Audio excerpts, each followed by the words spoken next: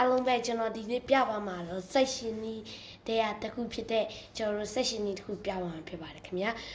အဲ့ section นี้ကကျွန်တော်တို့ဒီမှာအရင်ဆုံးကျွန်တော်တို့ window R နဲ့ခေါ်လိုက်ပါမယ်ဗျာ window R နဲ့ခေါ်ပြီးတော့ကျွန်တော်တို့အဲ့ဒီမှာ temp လို့အရင်ရိုက်လိုက်ပါမယ် temp ရိုက်ပြီးတော့ enter နှိပ်လိုက်ပါမယ်ဗျာ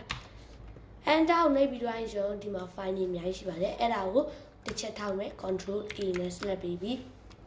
shift delete ကိုနှိပ်လိုက်ပါ shift delete ကိုနှိပ်လိုက်ရင်ပြတ်သွားပါလိမ့်မယ်ပြီးတော့ရင်ကျွန်တော်တို့ဒီမှာ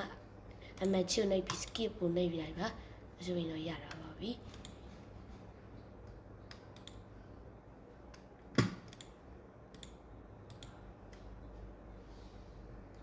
ဒါပြီးတဲ့ဒီစောင့်နေရပါပြီအဲ့ဆိုကျွန်တော်နောက်တစ်ခေါက်က window R ကိုခေါ်ပြီးအဲ့ဒီရှေ့မှာ percent လေးခံပြီးလိုက်ပါ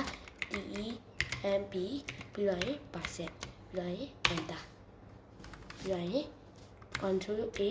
shift delete ကိုနှိပ်ပြီးလိုက်ပါဗျာ shift delete ကိုနှိပ်ပြီးတော့ရင် yes ပြီးတော့ရင် skip ကိုနှိပ်ပြီးလိုက်ပါဗျာအဲဆိုရင်တော့ပြည့်သွားပါပြီ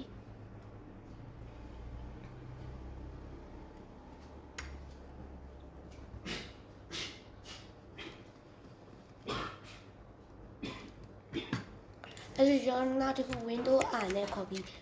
RECENT ဆိုရင်မှရိုက်ပြီးတော့မှကျွန်တော်အဲ့မှာလည်းအဲ့တိုင်းပါပဲ control A ကိုနှိပ်ပြီး shift delete ကိုနှိပ်လိုက်ပါဗျာ shift delete ကိုနှိပ်ပြီးတော့ကျွန်တော်ရတော့ပါပြီနောက်တစ်ခုကတော့ကျွန်တော် window R ကိုနှိပ်လိုက်ပါ window R ကိုနှိပ်ပြီးတော့ကျွန်တော် PREFETCH ဆိုရင်မှရိုက်လိုက်ပါပြီးတော့ရင် enter ပြီးတော့ဒီမှာဥစ္စာကိုတစ်ချက်နှိပ်လိုက်ပါပြီးတော့ရင် control A shift delete ကိုနှိပ်လိုက်ပါပြီးတော့ရင် yes ကိုနှိပ်လိုက်ပါဗျာပြီးတော့ရင်ဒီမှာအမှန်ချစ်နှိပ်မယ် skip ကိုနှိပ်လိုက်မယ်ဗျာဆိုပြည့်သွားပါလိမ့်မယ်ပြီးတော့အဲ့ကျွန်တော်တို့နောက်ဆုံးကတော့ကျွန်တော်တို့သူ့ကို restart ချပြလိုက်ပါ restart ချပြလိုက်တော့ကျွန်တော်ပြီးသွားပါပြီခင်ဗျာ